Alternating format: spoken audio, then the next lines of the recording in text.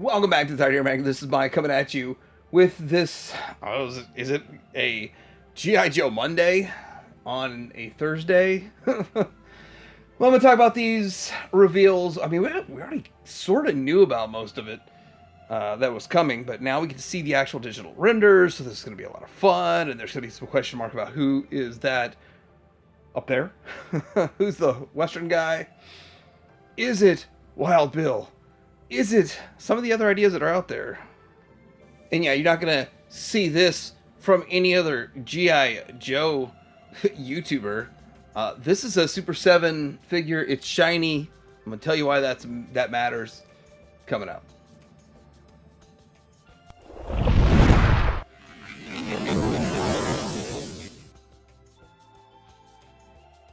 So before I get into talking about my thoughts on G.I. Joe, I'm going to force you to look at the Super 7 Ultimates figure. And this is something that I think is fascinating. They've been making all these in, say, primer Hawks, primer gray, primer blue. And then we get this green one that's the first one out of the gate, shiny. But of course, his wings aren't shiny, so this really isn't like the toy version, so you're not getting a good toy version of it.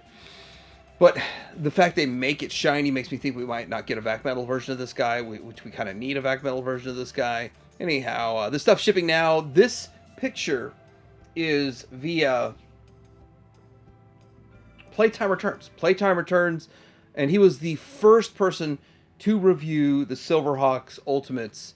And yeah, he did a great job with that and had a bunch of views on that. And then now he's the first one to get this in hand. So really good. I mean, even though for me personally, I'm not going to ship mine for 3 more months. So I'm glad to see it looks this good. All right, so let's look at these reveals. I think there's 7 reveals, or one is still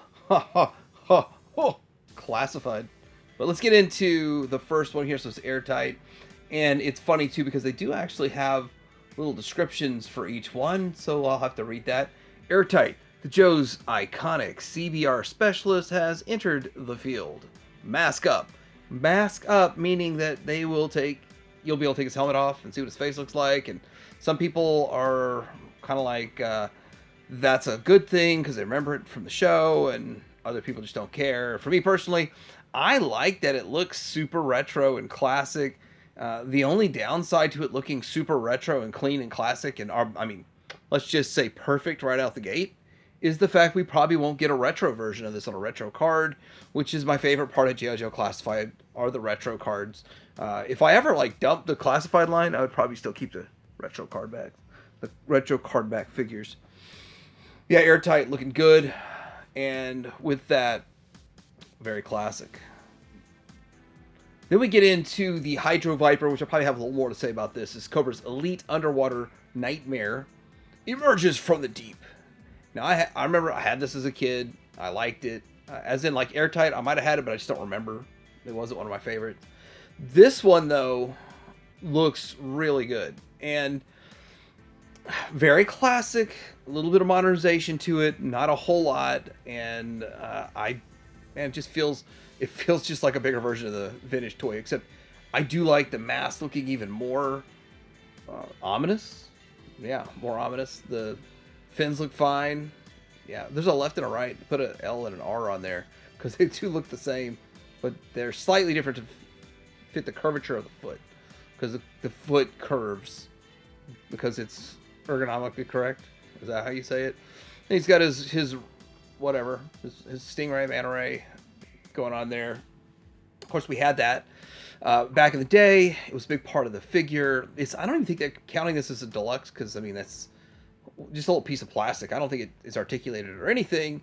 So yeah, really good. You got spear gun-ish thing, and you got his dagger that's real weird jagged edge like a lightning bolt, backpack, all that. Everything you would need. This is another one. Now, I could actually see this one getting a retro card, and the reason I would think they would do this on a retro card, because it is a troop builder, and with troop builder kind of villains or Joes, then you want to put them on a retro card, so it's another access point.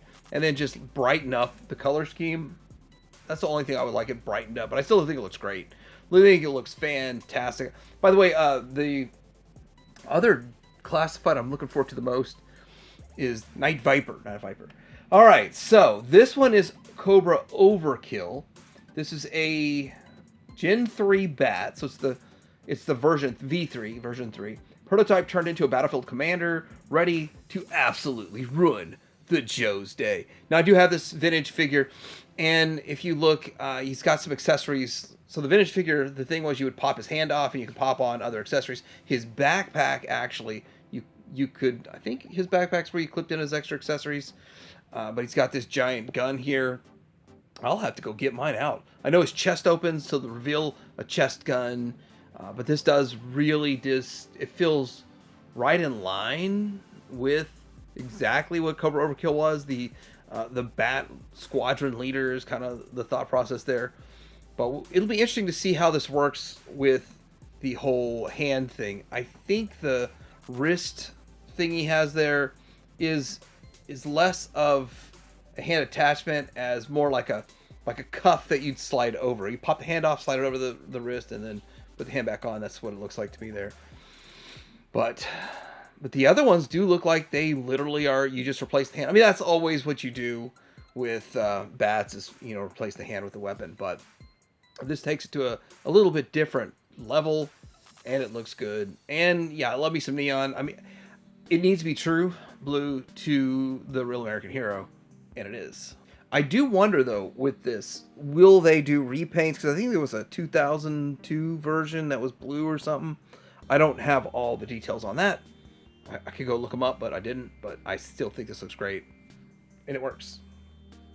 So next up, we have this classified figure. It's a G.I. Joe classified figure that's still classified, and they have yet to tell us what it's going to be. Now, there's been some art. Now, I hope I got this picture, and I'm not sure who made it. I don't know who made it. So I would give the credit to whoever created this, but it looks like a lot like it could be a Brave Star figure. Well, of course, Brave Star's Mattel, and we're seeing Hasbro and Mattel do crossovers. I don't know why they wouldn't do this, but this is definitely an option for what they could be doing. Some people are saying it's going to be an all-new character. It's going to be like, I don't know, Clint Eastwood or something. I have no idea, but on one hand, it's kind of like I don't have any fun guessing this stuff. This isn't fun to me. I would just assume Wild Bill.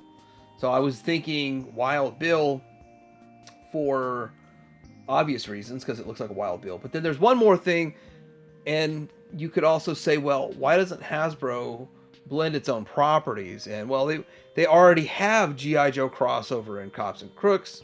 When it comes to, was it Checkpoint and Beachhead? I think that's the names. But this is Sundown. Now, there's another company making Sundown right now in the 3.75 inch scale. But this does kind of feel like it would fit into, like, it works, right? That works. You got the pistols, the guns, Cops and Crooks. But then the other problem, though, here is the tomahawk. Kind of, is that what you would call that machete axe thing he's got there, and a knife?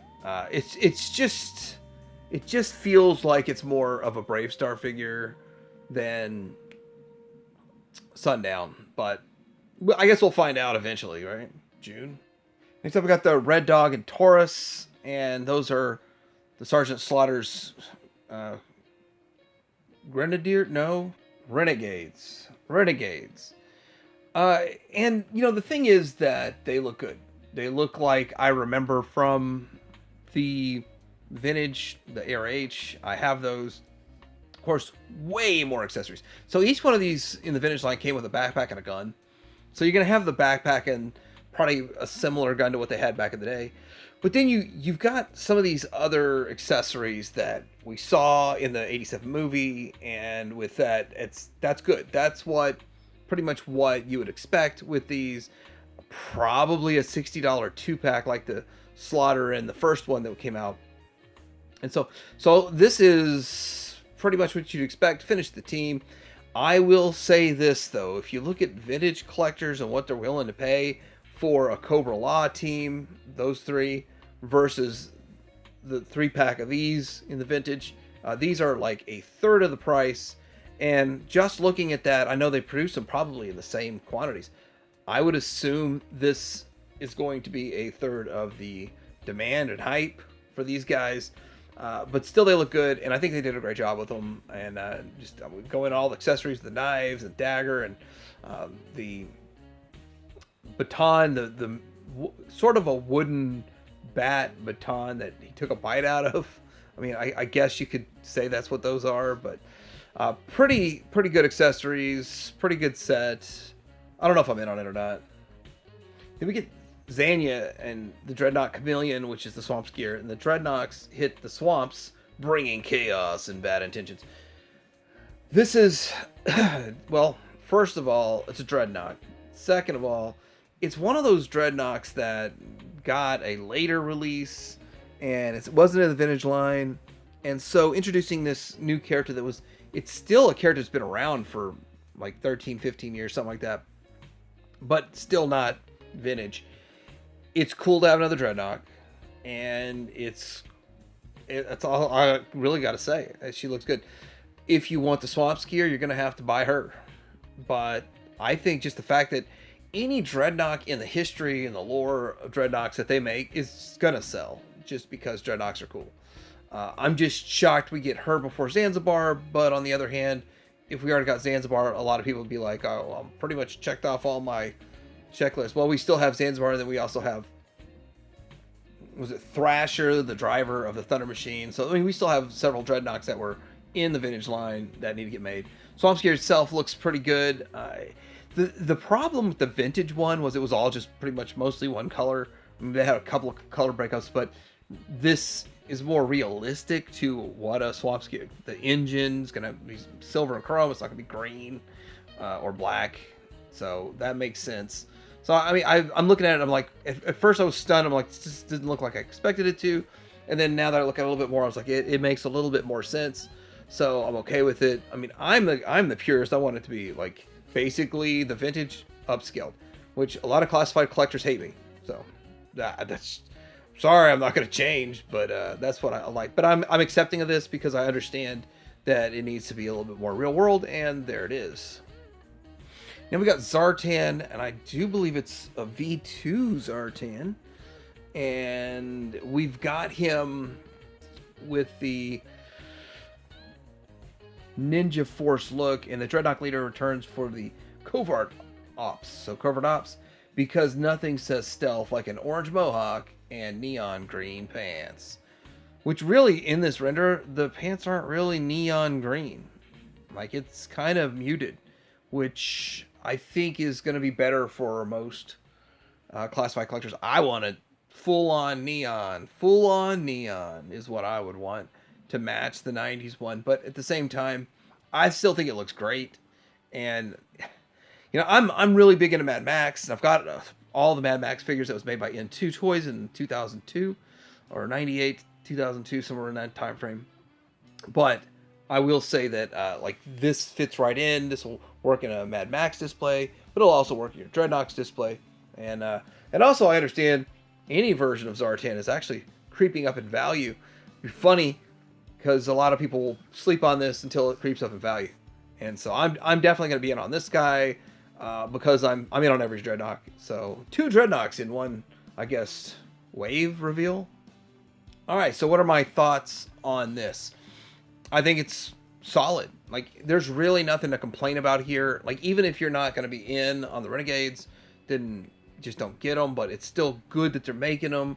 All the other figures are fine. They're not going linear. It's not chronologically in order at all of what's going on. But they are kind of giving us a smattering of figures and helping flesh it out. I kind of think there might be a handful of characters that they're holding on to, because that's just how it goes. Like, if you get all of your figures up to 86 and then boom, that's all I want and I'm done, because I don't know if they've made every figure through 86, but when we get there, there's a lot of people that'll tap out, and I'm sure that's why they're holding back on some of that stuff. But at the same time, I think these are all solid selections. Some people are going to learn about some of these characters for the first time because they're making them classified.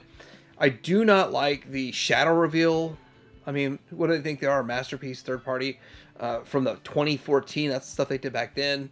But overall, good job. I'm happy with it. I'm not getting all of it though. I'm probably only gonna get Zanya, Zartan, and the Hydroviper right away, and see if I can maybe score kind of a deal on the rest of them or not. But let me know what you guys think in the comments below. Was this helpful for you? And be honest, isn't it kind of cool that we're going to get a shiny Silverhawk finally? Right out the gate. It's not going to be all pastel looking. Like and subscribe. Tight Air Hanger out.